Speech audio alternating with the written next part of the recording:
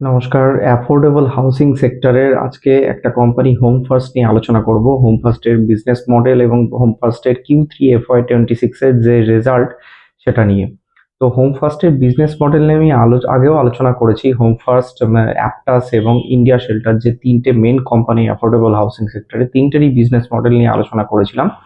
তো আজকে আমি আরো ডিটেলসে আলোচনা করব এবং কতগুলো প্যারামিটার যেগুলো অ্যাফোর্ডেবল হাউসিং সেক্টর বা এনবিএফসি কে বোঝার জন্য খুব গুরুত্বপূর্ণ সেগুলো নিয়েও আলোচনা করব এবং সেই প্যারামিটারে হোম ফার্স্ট কিরকম পারফরমেন্স করেছে সেইটা আমি ডিসকাস করব। তো অ্যাফোর্ডেবল হাউসিং সেক্টর আমরা সবাই জানি যে small ticket size home loan provide করে, অর্থাৎ যারা লো income group, tyre 2, tyre 3, tyre 4 city তে এবং যাদের ফ্যামিলি ইনকাম কম, এবং যারা আনঅর্গানাইজ সেক্টরের এমপ্লয়ি বা সেলফ এমপ্লয়েড এমপ্লয়ি, যাদের কোনো ক্রেডিট হিস্ট্রি নেই, ফর্মাল ক্রেডিট হিস্ট্রির অভাব আছে। তো এই সমস্ত লোকেরা এই এই অ্যাফোর্ডেবল হাউসিং সেক্টরের যে তিনটে কোম্পানি, এই তিনটে কোম্পানি থেকে হোম লোন পেয়ে থাকে। তো হোম ফার্স্ট তাদের মধ্যে একটা।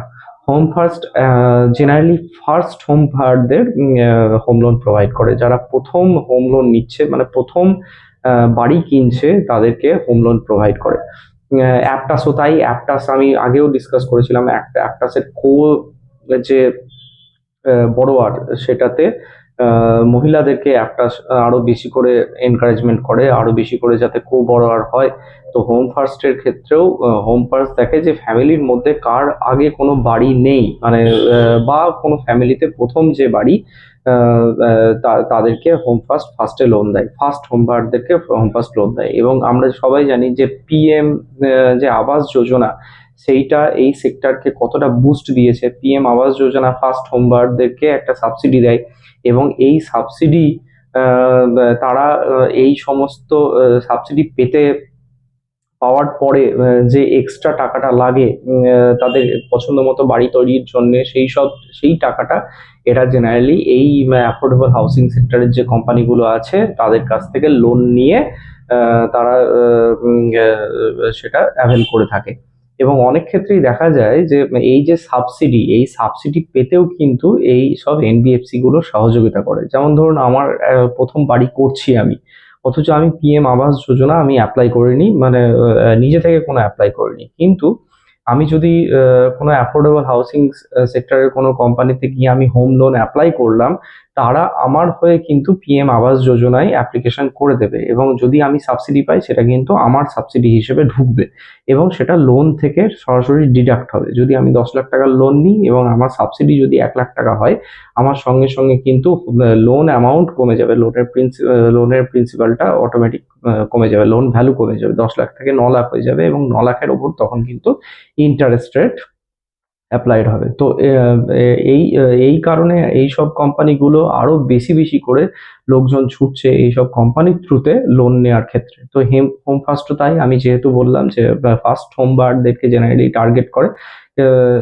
এছাড়াও হোম ফার্স্টের যেটা আরো যেগুলো আরো যেগুলো ইম্পর্টেন্ট জিনিস, এবং হোম ফার্স্ট যে সেক্টরকে টার্গেট করে, মানে যে কোর কাস্টমারকে টার্গেট করে, সেটা হচ্ছে low income group, family income 50,000-এর নিচে। এরকম কাস্টমার হোম ফার্স্টের 70%, অর্থাৎ হোম ফার্স্টের টোটাল কাস্টমার সংখ্যা প্রায় 1,30,000-এর মতো। 1,30,000-এর মধ্যে 70% হচ্ছে যাদের ফ্যামিলি ইনকাম 50,000-এর নিচে। এছাড়া 87% হোম ফার্স্ট এমন লোকজনকে লোন দেয় যাদের ক্রেডিট হিস্ট্রি আগে আছে, মানে কোনো না কোনোভাবে তাদের লোন নেওয়া আছে, হয়তো হোম লোন নেই, হয়তো তাদের পার্সোনাল লোন নেওয়া আছে, মাইক্রো ফাইন্যান্স লোন নেওয়া আছে। 70% এরকম কাস্টমার, কিন্তু 13% কাস্টমার হোম ফার্স্টের এমন থাকে যাদের কোনো আগের কোনো ক্রেডিট হিস্ট্রি নেই। সম্পূর্ণ নিউ টু ক্রেডিট কাস্টমারকে হোম ফার্স্ট লোন প্রোভাইড করে, যেটা কিন্তু অন্য কোনো এনবিএফসি বা অন্য কোনো ব্যাংক প্রোভাইড করবে না। তো অ্যাফোর্ডেবল হাউসিং সেক্টরের ক্ষেত্রে এইটা কিন্তু সুবিধা যে নিউ টু ক্রেডিট কাস্টমারকে affordable housing home loan provide করে। আমার যদি কোনো ক্রেডিট হিস্ট্রি না থাকে, আমি যদি কোনো রকম ক্রেডিট না থাকে, আমি আনঅর্গানাইজড সেক্টরে একজন এমপ্লয়ি এবং সেলফ এমপ্লয়েড, ধরুন আমার নিজস্ব কোনো বিজনেস আছে, আমার কোনো দোকান আছে, গ্রামের দিকে কোনো মিষ্টির দোকান আছে, বা হয়তো কাপড়ের দোকান আছে, বা হয়তো হার্ডওয়্যার শপ আছে, আমার কোনো আগের ক্রেডিট হিস্ট্রি নেই, আমাকে কে লোন দেবে? আমাকে লোন দেবে তখন অ্যাফোর্ডেবল হাউসিং সেক্টরের কোম্পানিগুলো। এরা মেনলি এই সব কাস্টমারদেরকে টার্গেট করে। তো হোম ফার্স্টের 68% কাস্টমার হচ্ছে স্যালারিড। হোম ফার্স্ট স্যালারিড এমপ্লয়ীদেরকে বেশি টার্গেট করে। আর গ্রামের দিকে বা টায়ার টু টায়ার থ্রি সিটিতে অনেক সময়তেই বিভিন্ন ছোট ছোট কোম্পানি বা কোনো দোকানে চাকরি যারা করে, তাদের প্রাইভেট কোম্পানিতে চাকরি করে, তাদের কোনো হয়তো ক্রেডিট হিস্ট্রি নেই, কিন্তু এইসব কাস্টমাররা নর্মাল ব্যাংক থেকে লোন পাবে না, কিন্তু হোম ফার্স্ট এদেরকে মেনলি টার্গেট করে লোন দেয়। 68% হচ্ছে স্যালারিড এমপ্লয়ি এবং 32% হচ্ছে সেলফ এমপ্লয়েড কাস্টমার হোম ফার্স্টে। সেলফ এমপ্লয়েড কারা? ওই যে যেরকম বললাম, গ্রামের দিকে হয়তো কারো মিষ্টির দোকান আছে, কাপড়ের দোকান আছে, বা হার্ডওয়্যার শপ আছে, বা আইসক্রিম ফ্যাক্টরি আছে, গ্রামের দিকে যে সবগুলো হয়।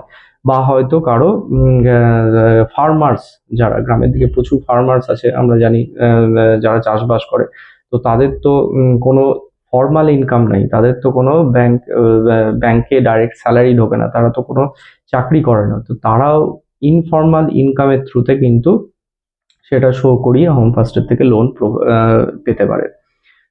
এছাড়া হোম ফার্স্টের যেটা আরো ভালো দিক, সেটা হচ্ছে হোম ফার্স্টের প্রত্যেকটা কাস্টমারের পেছনে একটা করে সার্ভিস ম্যানেজার আছে, ডেডিকেটেড সার্ভিস ম্যানেজার।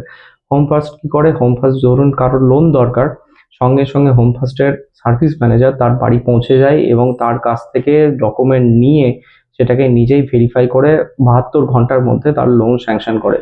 এবং গ্রামের দিকে বা টায়ার টু টায়ার থ্রি সিটিতে যে আমরা দেখেছি, যে ক্রেডিট হিস্ট্রি যেহেতু নেই, তাহলে লোনের জন্য যে যে ডকুমেন্টগুলো দরকার, স্যালারি স্টেটমেন্ট বা ইনকাম ট্যাক্স রিটার্ন, এইগুলো আমরা দেখাতে পারি না, এইগুলো সেই সব কাস্টমাররা দেখাতে পারে না।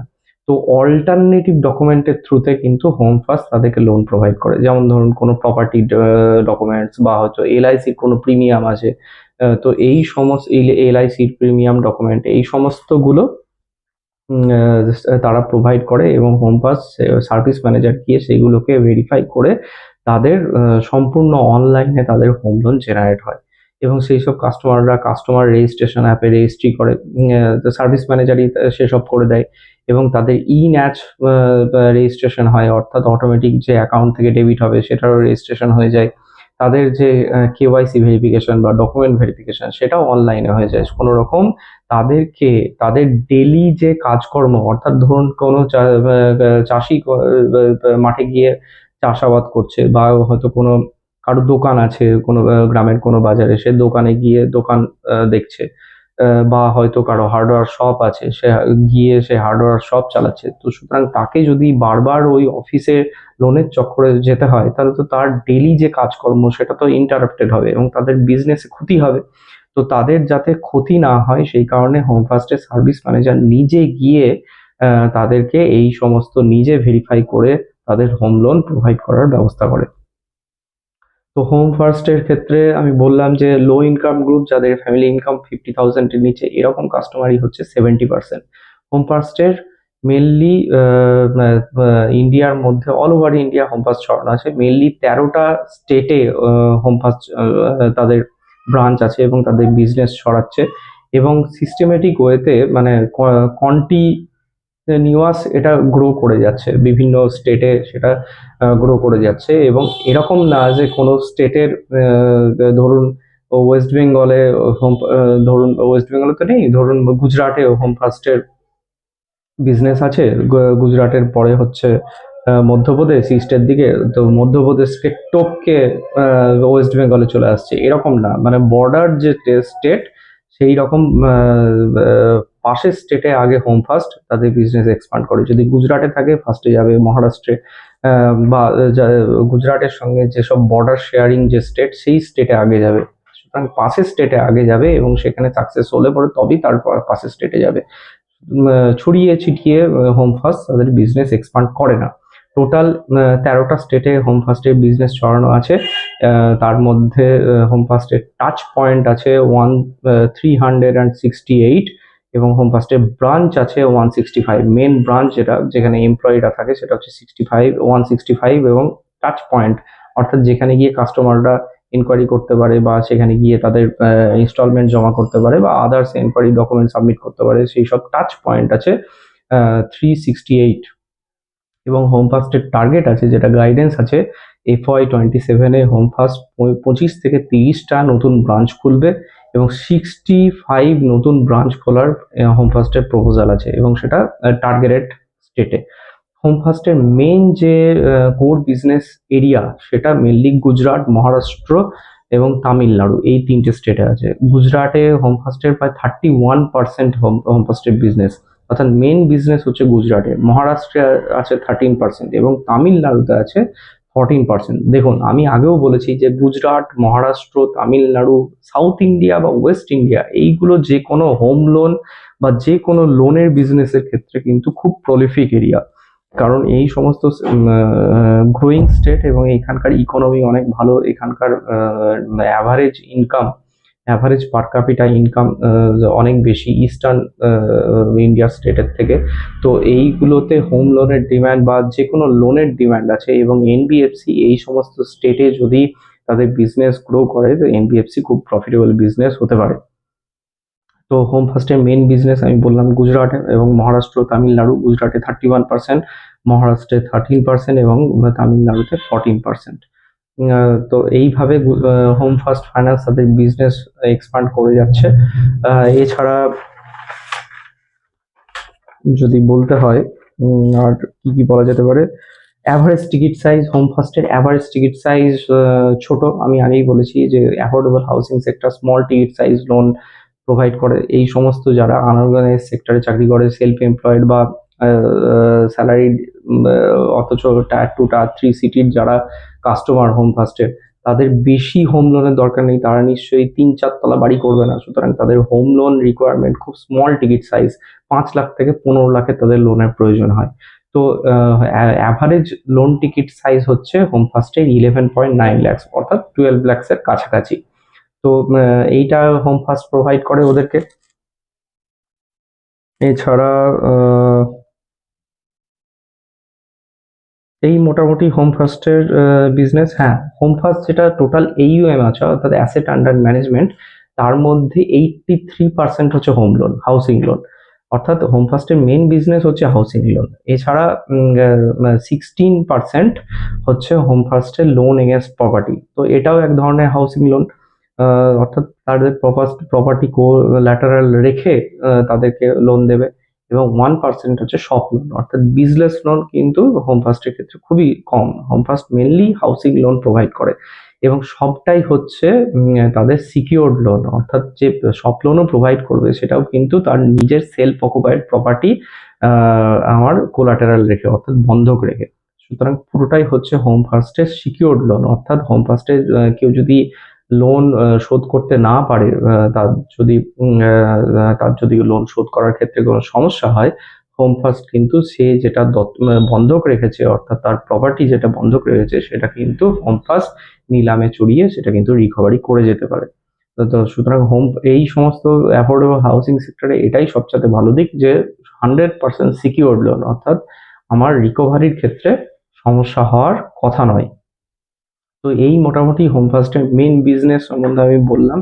হোম ফার্স্ট যেটা করে, হোম ফার্স্ট যে ফান্ডিং তোলে সেটাও ডাইভার্সিফাইড ফান্ডিং। ব্যাংক আছে, NHB আছে, কো-লেন্ডিং আছে, সবকিছু মিলিয়ে হোম ফার্স্ট ফান্ডিং করে থাকে। তো এটা নিয়েও আমি পরের ভিডিওতে আমি ডিসকাশন করব এবং হোম ফার্স্টের বিজনেস পারফরমেন্স কিরকম হচ্ছে এবং কোন দিকে যাচ্ছে, আমাদের এই শেয়ারে ইনভেস্ট করা উচিত কি উচিত না, সেই সম্বন্ধে আরো ডিটেলস বলবো নেক্সট ভিডিওতে। Thank you.